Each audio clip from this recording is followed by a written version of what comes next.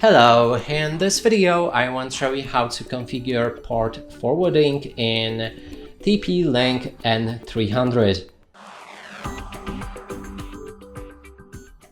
To do this, first of all, you need to open this configuration website. You can find the link on top, then navigate to forwarding. Inside there's add new, enable selected and disable selected, and delete selected.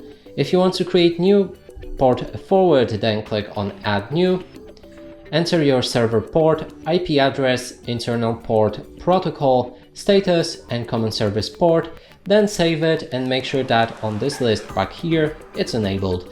And that's it for this video. Hope you like it. Please consider subscribing to our channel, leave a like and a comment below.